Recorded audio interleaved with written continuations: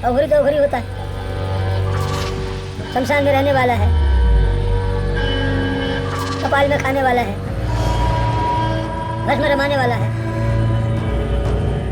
जो मृत्यु को जीत ले वही महाकाल है, जो अपने भक्तों की रक्षा करे काल को मारे वही महाकाल है।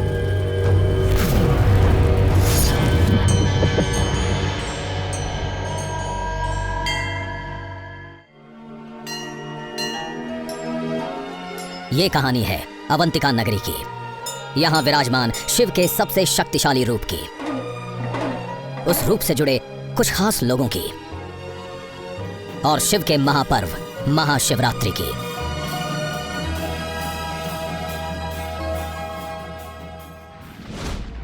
भारत का दिल मध्य प्रदेश, 5 राज्यों की सीमा से जुड़ा ऐतिहासिक विरासत से भरपूर, और यहां बसा उज्जैन।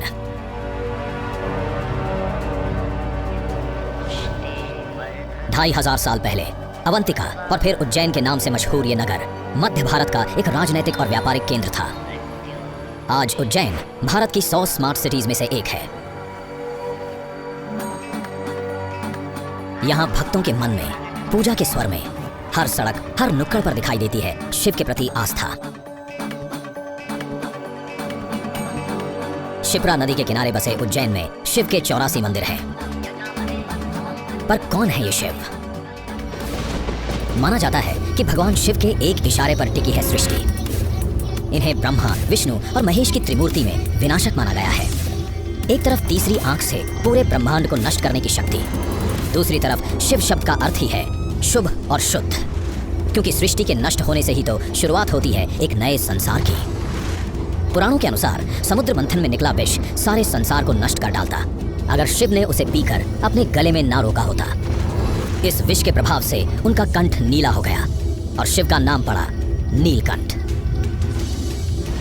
भगवान शिव विभिन्न नामों से देश भर में पूजे जाते हैं, और भारत के बाहर भी कई और देशों में इनकी मान्यता है, जैसे नेपाल, श्रीलंका, वियतनाम, म्यांमार और जापान।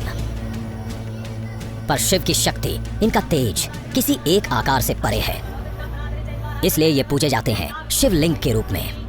शिवलिंग को देखते हैं, उसमें ना हाथ दिखाई देता, पैर दिखाई देता, चेहरा दिखाई देता है, कुछ नहीं दिखाई देता। ये याद दिलाने के लिए कि आत्मा का कोई रूप नहीं है। जो निर्गुण है उसे सगुण आप कैसे बनाओगे? जो निराकार है उसका ये आकार है। संस्कृत में पुरुष आत्मा को कहते हैं, तो शिवलिंग जो है वो आत्मा है, और जो पात्र है, जो योनि है, वो है प्रकृति, शरीर। तो पुरुष और प्रकृति का मिलन, शिव और शक्ति का मिलन, इसकी हम पूजा करते हैं। उज्जैन भारत की सप्तपुरियों यानी 7 सबसे पवित्र तीर्थों में से एक है।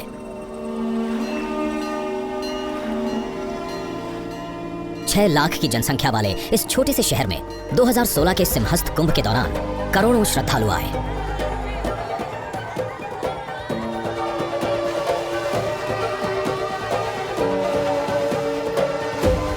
मानते हैं कुंभ में स्नान करने से मोक्ष मिलता है, यानी मृत्यु और काल के चक्र से मुक्ति। और शिव की नगरी उज्जैन में कुंभ का महत्व और भी बढ़ जाता है, क्योंकि यहाँ शिव हैं महाकालेश्वर। काल मतलब समय, और समय सब कुछ को खा जाता है, नश्वर करता है। समय के साथ सब कुछ बदलता है, तो हम समय से बहुत डरते हैं। काल को बहुत ही भयानक रूप दिया गया है। तो शिवजी वो है जो काल के ऊपर विजय प्राप्त करते हैं, इसलिए वो महाकाल है। मृत्यु और समय से परे, सांसारिक सुख से दूर शिव वैरागी हैं। आकाश, पाताल, कैलाश पर्वत या शमशान का छोर, शिव के लिए हर जगह बराबर है। एक अघोरी का निवास भी। अघोरी वो हैं जो घृणा से परे हैं। मोक्ष की खोज में ये शिव भक्त समाज के दायरे से बाहर शमशान में रहते हैं। भस्म रमाकर ये शिव की तरह ही तपस्या करते हैं। अघोरी तांत्रिक हैं। कुछ लोग ये भी मानते हैं कि इनके पास अलौकिक शक्तियां हैं। ये भय से मुक्त हैं, पर लोग इनसे डरते हैं।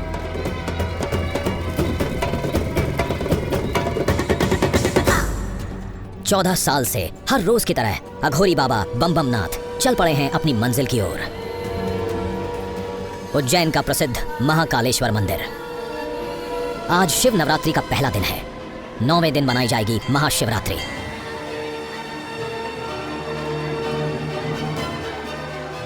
सुबह के 3:30 बजे हैं पर मंदिर का नंदी हॉल भरा हुआ है। यहाँ गर्भगृह में विराजमान है महाकालेश्वर का ये स्वयंभू ज्योतिर्लिंग।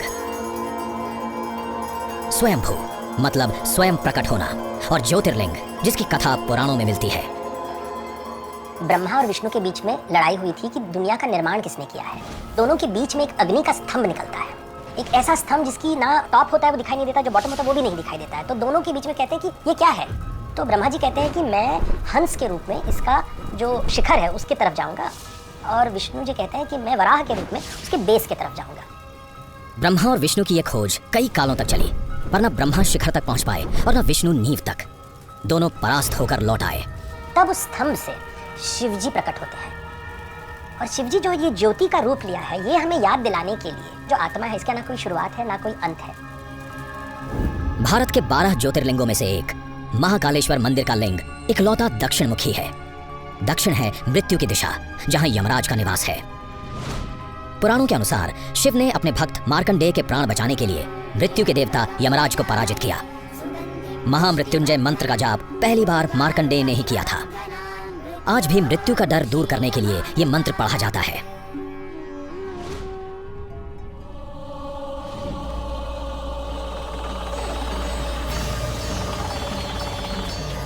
और मृत्यु के चिन्ह राख से जुड़ी है भस्म आरती, महाकालेश्वर मंदिर की अनोखी प्रथा।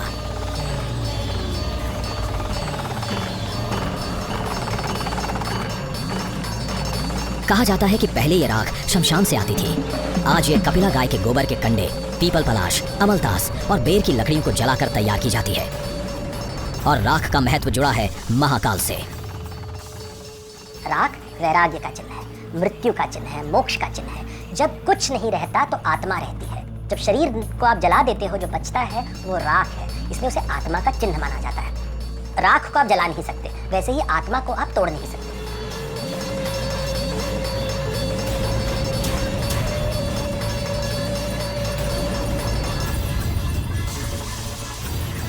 भस्म आरती केवल महाकालेश्वर मंदिर में ही की जाती है। यहाँ विराजमान है शिव का सबसे शक्तिशाली रूप। माना जाता है कि इसके दर्शन भर से ही मृत्यु का भय खत्म हो जाता है। पर देश भर में शिव को विभिन्न रूपों में पूजा जाता है। भारत के अलग अलग राज्यों में हम जाएं तो अलग अलग रूप दिखाई देते हैं। जैसे दक्षिण भारत में जाएं तो मोस्ट फेमस मूर्ति है तांडव मूर्ति, जहाँ पे वो नटराज है। कुछ राज्यों में जाएं तो हम देखते हैं कि शिव जी को हमेशा शक्ति के साथ दिखाया गया है, अर्धनारेश्वर के रूप में। एक और रूप होगा उनका विभित्स रूप, जिसे हम भैरव रूप कहते हैं या वीरभद्र का रूप कहते हैं। यहाँ पे वो दिगंबर हैं। फिर दक्षिणेश्वर का रूप होता है कि कैलाश पर्वत पे बैठ के वो वेद, पुराण और तंत्रों का ज्ञान ऋषियों को दे रहे हैं। हिमाचल और पंजाब के साइड में जाए तो भोलेनाथ की बात होती है कि इतने भोले हैं कि उन्हें सांसारिक जीवन समझ में नहीं आता। और महाकालेश्वर यानी समय और काल के ईश्वर, ये कोई संयोग नहीं कि शिव का ये रूप विराजमान है उज्जैन में। ये वो नगरी है जिसका प्राचीन काल से समय के साथ अटूट नाता है।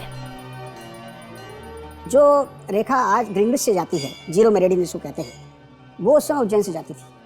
और दुनिया भर के समय यहाँ के उज्जैन के समय से तय किए जाते थे। प्राइम मेरिडियन या 0 डिग्री लॉन्गिट्यूड वो काल्पनिक रेखा है जो नॉर्थ और साउथ पोल को जोड़ती है।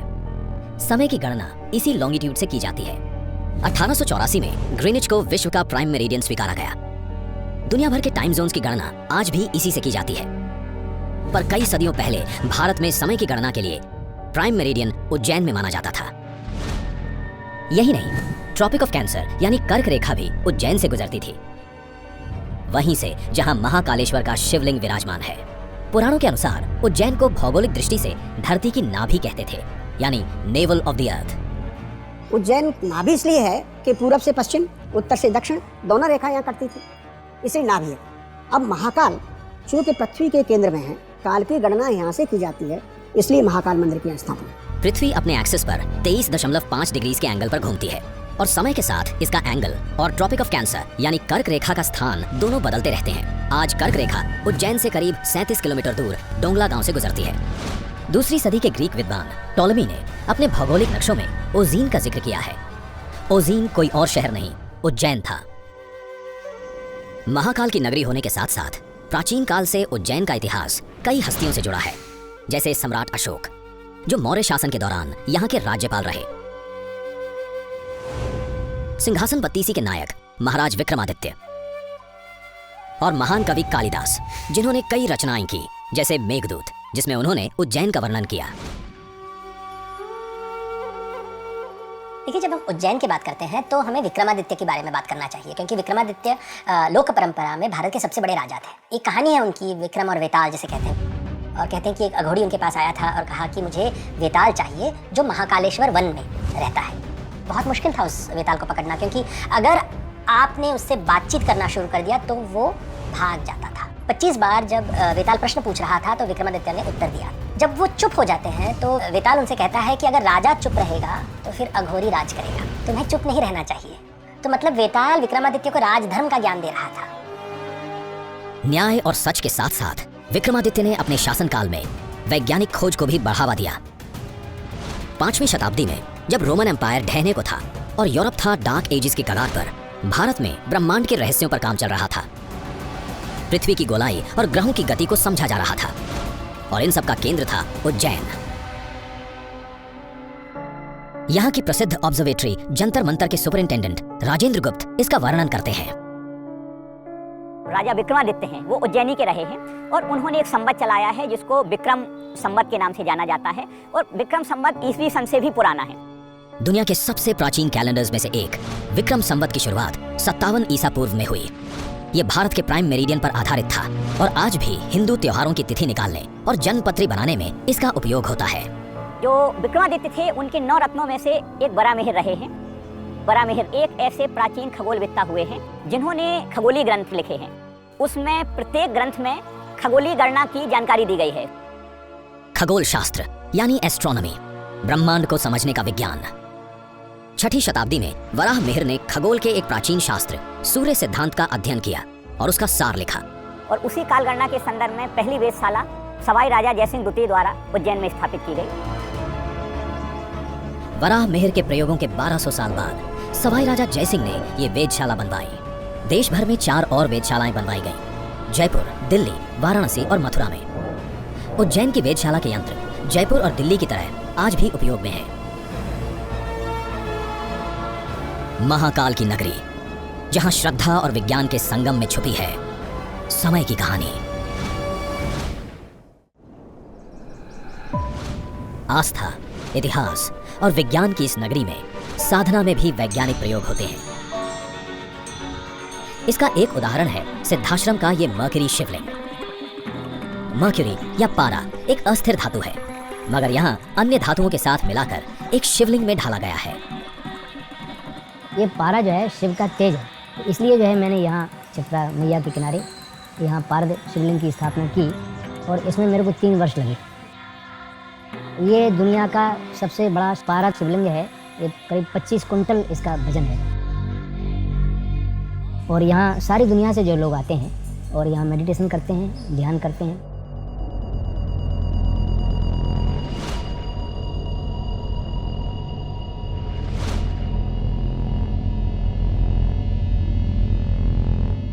Seven years I've been practicing this meditation. What happens in the meditation? You receive a direct experience of what is Lord Shiva's true nature. What is true Lord Shiva consciousness? नाट्य शास्त्र, आयुर्वेद और योग ऐसी कई विद्याएं हैं जिन्हें शिव से जोड़ा जाता है, इसलिए उन्हें आदि योगी भी कहते हैं।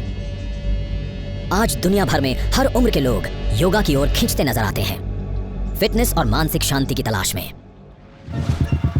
वैसे ही आज की पीढ़ी को महाकाल में दिखते हैं एक परम मित्र, जैसे 20 साल की कॉलेज स्टूडेंट मानसी को। मैं एक राजपूत फैमिली से बिलोंग करती हूँ। मुझे कुछ यूनिक करना पसंद है, जो सबसे अलग हट कर हो। जैसे हॉबीज का बोलेंगे तो मुझे हॉर्स राइडिंग की बहुत शौक है। मैं बुलेट राइड करती हूँ। मैं जब पहली बार महाकाल मंदिर में गई थी तो वहाँ पर कुछ अलग से फील हुआ था। मैं पूजा करने जाती थी, वहाँ बैठती थी पूजा करने के बाद, उनसे बातें शेयर करने लगी। अभी ऐसी सिचुएशन हो गई है, मुझे उनके आगे जाके बोलने की जरूरत नहीं होती है, वो पहले ही सब समझ जाते हैं। ओम नमः शिवाय, ओम नमः शिवाय। मैं शिव जी के लिए मंडे का फास्ट रखने लग गई।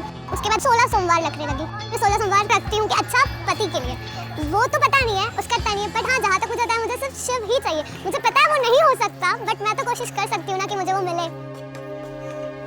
मानसी की तरह भारत की कई युवा लड़कियां 16 सोमवार का व्रत रखती हैं, क्योंकि शिव माने जाते हैं एक आदर्श पति।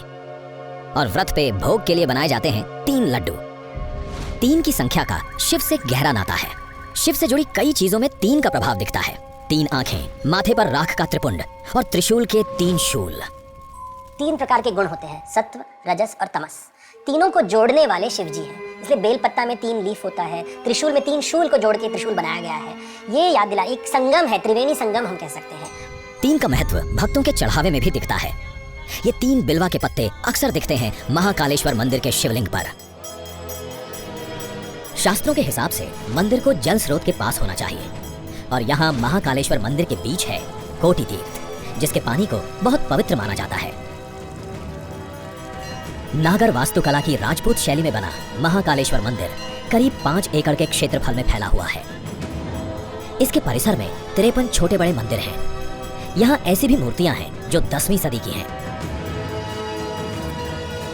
मंदिर का वर्तमान स्वरूप 1736 में मराठा जनरल राणोजी सिंधिया ने बनवाया था।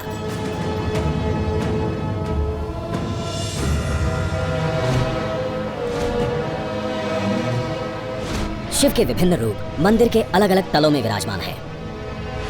सबसे ऊपर नाग चंद्रेश्वर, जो साल में सिर्फ एक बार नाग पंचमी पर खुलता है। उसके नीचे भूतल पर ओमकारेश्वर और सबसे नीचे तलघर में है गर्भगृह, मंदिर का सबसे पवित्र स्थान, जहां है महाकाल का निवास। आज महाकाल का दर्शन करने लगभग 10,000 लोग मंदिर परिसर में इकट्ठे हुए हैं, क्योंकि आज सोमवार है, जो शिव का दिन माना जाता है। सोमवार सोम के साथ जुड़ा है। सोम मतलब चंद्रमा। शिवजी ने उन्हें अपने जटाओं में स्थान देके उन्हें एक नया जीवन दिया था, तो एक पुनर्जन्म का चिन्ह हो जाता है।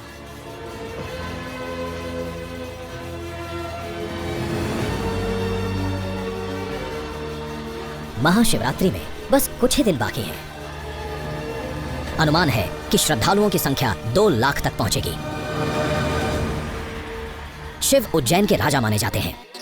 यही कारण है कि भारत सरकार का कोई भी उच्चाधिकारी यहाँ रात नहीं बिताता, क्योंकि स्थानीय मान्यता के अनुसार एक शहर में केवल एक ही राजा रह सकता है, और जब राजा है तो उसके राज्य की रक्षा भी जरूरी है। महाकालेश्वर मंदिर से करीब 5.5 किलोमीटर दूर है काल भैरव का मंदिर, जो शिव के कोतवाल माने जाते हैं। काल भैरव तांत्रिकों के देवता हैं और उनका वाहन है एक कुत्ता। इस कोतवाल को खुश करने का एक अनोखा तरीका है, इन्हें चढ़ाते हैं एक खास प्रसाद। तंत्र पीठ होने के कारण यहाँ जो है काल भैरव भगवान के 3 प्रकार से पूजा होती है, सात्विक, राजसिक और तामसिक। तामसिक पूजा के अंतर्गत ये मदिरा पान का हजारों सैकड़ों साल पुराना विधान है, और भगवान इस मदिरा का पान साक्षात और जागृत अवस्था में करते हैं। यहाँ महाकाल की नगरी में उनका परिवार बसा हुआ है। महाकालेश्वर मंदिर के पास उनके पुत्र गणेश का वास है। इस 15 फीट ऊंची प्रतिमा के रहते मंदिर का नाम ही बड़ा गणेश पड़ गया है। महाकालेश्वर मंदिर के निकट है उनकी पत्नी सती का मंदिर, जिनको यहाँ मां हरसिद्धि के नाम से जाना जाता है। ये मंदिर दुनिया के 51 शक्तिपीठों में से एक है, जिनमें से 7 भारत के बाहर हैं।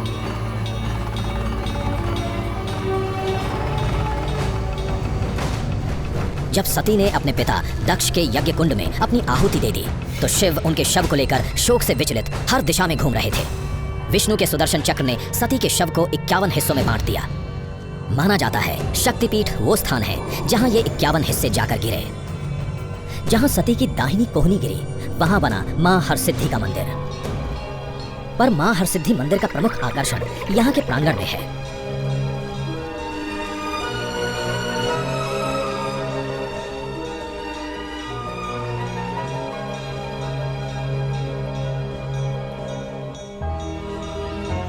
इकसठ फीट ऊंची इन 2 मीनारों पर 756 दिए हैं, जो हर शाम जलाए जाते हैं। मां हरसिद्धि विक्रमादित्य की कुल देवी भी थी। कहा जाता है कि जब विक्रमादित्य दीप राग गाते थे, ये दिए खुद ब खुद प्रज्वलित हो जाते थे।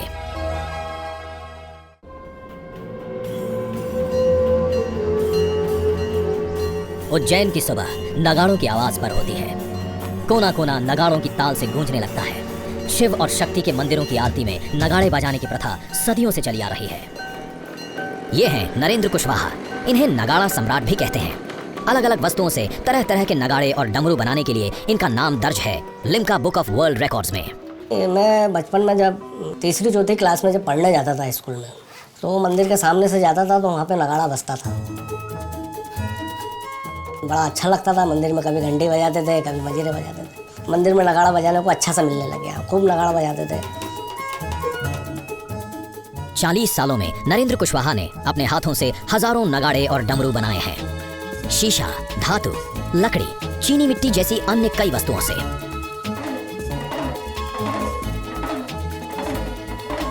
उनका कहना है कि ये प्रेरणा उन्हें शिव से मिलती है। कहा जाता है कि शिव के डमरू बजाने से सृष्टि का विनाश और फिर निर्माण होता आ रहा है। भारतीय परंपरा में मन को हम बंदर मानते हैं, तो बंदर को आप कंट्रोल कैसे करते हो? डमरू के साथ। तो शिव जी अपने हाथ में डमरू पकड़ा हुआ है क्योंकि अपने मन को काबू में रखने के लिए। तो शिव जी हमें याद दिला रहे हैं कि हमारे भीतर जो भी प्रॉब्लम्स हैं वो अंदर के बंदर ने क्रिएट किया है। अपनी कला के माध्यम से नरेंद्र कुशवाहा आज की पीढ़ी का शिव से परिचय करा रहे हैं, नगाड़ा और डमरू वादन सिखाकर। गत करीब 1.5 वर्षों से नगाड़ा वादन की कला सीख रहा हूँ और मालवा की ये जो अमूल्य विरासत है नगाड़ा वादन, इसे सहेजने का कार्य कर रहा हूँ। पाश्चात्य संगीत की ओर हम इस गति से बढ़ रहे हैं कि हमने हमारी मालवा की जो विरासत है उसे खो दिया कहीं ना कहीं। हमारे पहले की जो पीढ़ी है वो हमें वाद्य यंत्र देकर गई। हमारा सिर्फ इतना कर्तव्य नहीं बनता कि हम उन्हें सिर्फ सहेज कर रहे हैं, हमारा ये कर्तव्य बनता है कि आने वाली पीढ़ी को हम क्या देकर जा रहे हैं। और हमारा सौभाग्य है कि नरेंद्र कुशवाहा जी से हमें ये सारी चीजें सीखने को मिल रही हैं। नगाड़ा सम्राट और उनके छात्र एक बड़ी तैयारी में जुटे हैं। साल भर की मेहनत और अभ्यास रंग लाएगी महाशिवरात्रि के दिन। इधर महाकालेश्वर मंदिर में चल रहा है शिवलिंग का श्रृंगार। यूं तो श्रृंगार हर रोज होता है, मगर शिवरात्रि के 9 दिन ये और भी अद्भुत हो जाता है। श्रृंगार का हर रूप शिव की एक खास शक्ति दर्शाता है। हम निर्गुण को भी सगुण बनाना चाहते हैं, इसलिए जो शिवलिंग होता है उसके ऊपर हम श्रृंगार करते हैं, मुखौटा डालते हैं, उनके ऊपर आंख का चित्र बनाते हैं, एक चेहरा बनाते हैं देव का, ताकि हम उनका दर्शन कर सके और वो हमारा दर्शन कर सके।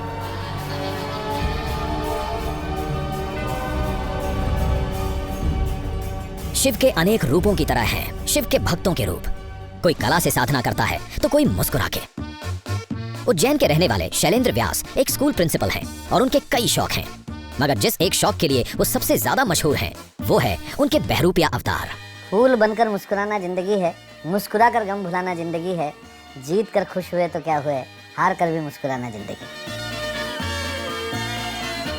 वर्ल्ड में कई तरह के स्वामी आए हैं पर मुस्कुरा के कोई नहीं आया है, तो बाबा महाकाल का ये प्रसाद मुझे मिला है। जय श्री महाकाल। वर्ष 1989 में मैं मेरे मित्र के साथ बाबा महाकाल की सवारी के लिए देखने गए। तभी से मुझे ये विचार आया कि मुझे भी इस सवारी में बाबा महाकाल की पालकी के आगे निकलना चाहिए, और तब से मैंने इस परंपरा को प्रारंभ किया। स्वामी मुस्कुराके के घर में है एक निशुल्क म्यूजियम, जहाँ पर उन्होंने रखी है करीब 300 पोशाकें और उतनी ही पगड़ियाँ। महाशिवरात्रि अपने आप में एक महा उत्सव है। प्रतिवर्ष बाबा भोलेनाथ की एक यात्रा निकलती है, उनको दूल्हा का श्रृंगार करते हैं। भगवान शिव को नाग अति प्रिय है, तो ऐसा प्रयास है इस बार शेषनाग की वेशभूषा में हम निकलेंगे। उज्जैन में दिन शुरू होता है महाकालेश्वर की भस्म आरती से, मगर शाम का बड़ा आकर्षण है शिप्रा नदी के किनारे होने वाली ये आरती।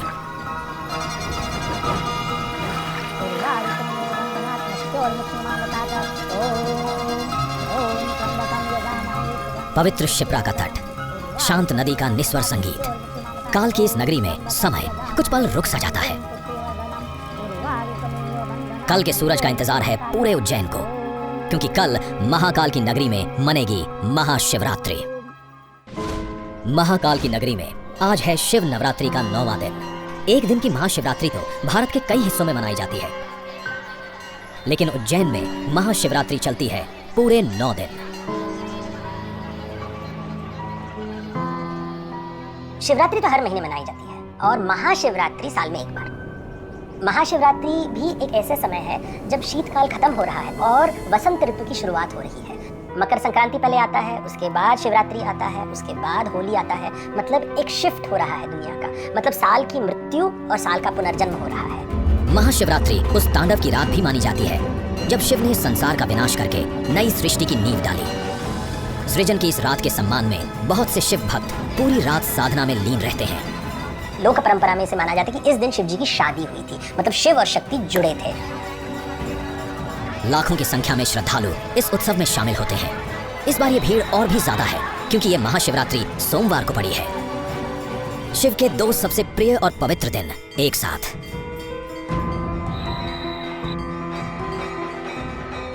जहां मंदिर का प्रशासन पूजा की तैयारी में व्यस्त है, वहीं शहर का प्रशासन व्यस्त है लाखों भक्तों के लिए कुशल प्रबंधन में।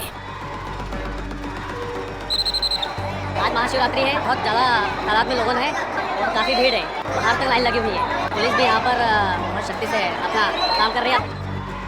सुरक्षा व्यवस्था और जो श्रद्धालुओं की भक्ति भावना है, इसमें एक संतुलन बनाना ही हमारा सबसे बड़ा उद्देश्य होता है। एक दिन की जो मुख्य शिवरात्रि की व्यवस्था है, उसमें 1000 से भी ज़्यादा का बल डिप्लॉयड रहता है। साथ ही सुरक्षा के जो हमारे अलग अलग तरीके हैं, जैसे CCTV कैमराज हैं। साथ ही जो महाकाल मंदिर है, उसमें जहाँ जहाँ पे पब्लिक को हमें चैनलाइज करना है, वहाँ पर हम CCTV कैमरा लगाते हैं। तो इन सब का एक समन्वय स्थापित किया जाता है कि एक ऐसी व्यवस्था की जाए जिसमें अगर श्रद्धालु की तादाद बढ़ती है तो भी हम उनको केटर कर पाएँ।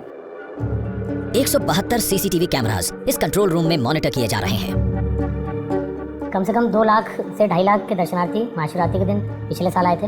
इस साल हमको उम्मीद है कि ये 3-3.5 लाख से अधिक आने की संभावना है। जितनी भी ज़्यादा भीड़ आए, हम उसको मैनेज कर पाएँ, उनको सुगमता दर्शन कराएं, ये हमारा ध्येय रहेगा। मंदिर के एक शांत कोने में मानसी हर साल की तरह शिव के उस रूप की रंगोली बना रही है जो उसे सबसे प्रिय है। मैं अभी अर्धनारीश्वर की रंगोली बना रही हूँ, जिसमें जो ये ब्लू वाला पार्ट है ये शिव जी का है, उसके उधर ही अपोजिट में पार्वती जी का है। जहाँ मानसी की रंगोली के रंग धीरे धीरे निखर रहे हैं, वहीं मंदिर के प्रांगण में नगाड़ा सम्राट की टोली अपनी कला को शिव के नाम अर्पित कर रही है।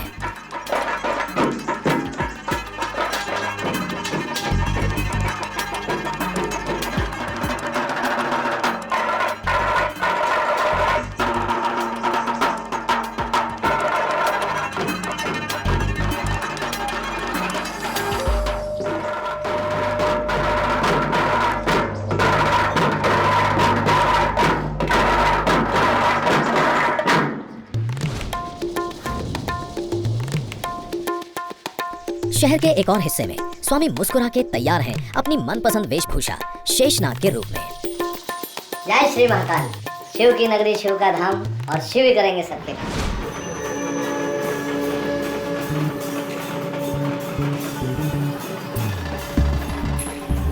महाशिवरात्रि के दिन चल पड़ी है शिव की अनोखी बारात। और क्यों ना हो, आखिर शिव दूल्हे भी तो हैं सबसे अलग। वो आध्यात्म के गुरु हैं, लेकिन जो व्यवहारिक जीवन है वो नहीं समझ पाते। तो वो आते हैं पार्वती के यहाँ शादी के लिए, लेकिन वो चंदन लगाने के बजाय भभूत लगा के आते हैं। गले में माला नहीं, गले में एक सांप होता है। उनके पास कोई रिश्तेदार नहीं, तो भूत प्रेत गणों के साथ वो आते हैं। तो ये शिव जी की बारात की निर्माण होती है।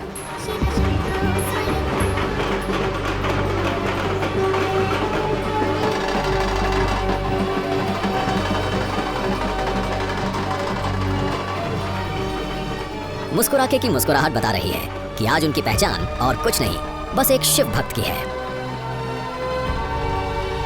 उज्जैन की सबसे बड़ी बारात अब अपनी मंजिल पर आ पहुंची है, जहां अब फेरों का समय है।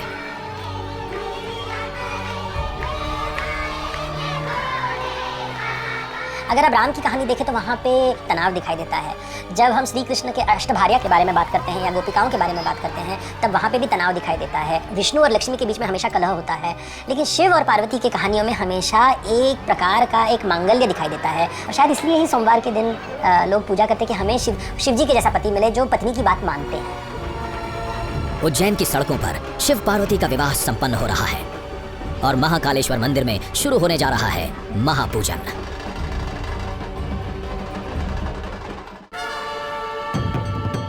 उज्जैन में आज रात है महाशिवरात्रि की। 9 दिन से चल रहा ये महापर्व अपने भव्य समापन के करीब है।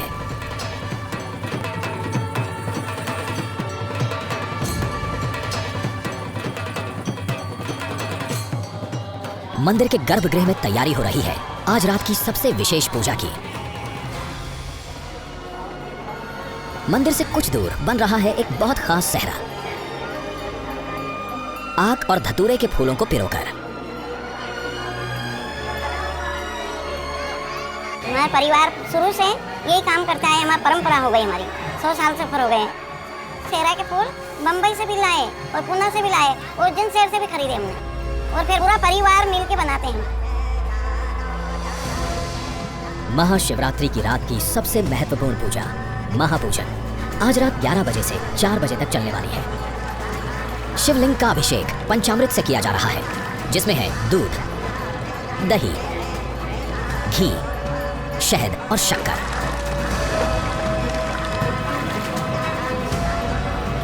कहते हैं कि महाशिवरात्रि की रात शिव पूजन के लिए सबसे विशेष काल होता है। महापूजन के संपन्न होते ही शिवलिंग पर सजाया जा रहा है फूलों का ये विशाल सहरा। शिव का जो दरबार है, माँ शिव नवरात्रि की रात्रि को जब महापूजन संपन्न हो जाती है, उसके बाद भगवान शिव को सवा मन आंकड़ा का जो फूल होता है भगवान को बड़ा प्रिय होता है, उस फूल से भगवान को दूल्हे के रूप में सजाया जाता है। महाकाल का ये भव्य रूप साल में सिर्फ एक ही बार देखने को मिलता है। भक्तों के लिए ये बहुत ही भावुक क्षण है।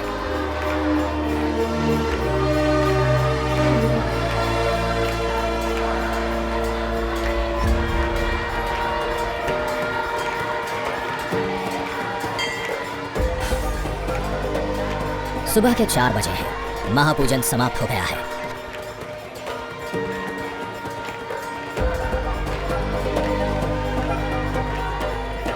आज भस्म आरती होगी दिन के 12 बजे, जिसके साथ महाशिवरात्रि का महापर्व संपन्न हो जाएगा। अघोरी बाबा बम बम नाथ आज भी भस्म रमा कर आए हैं।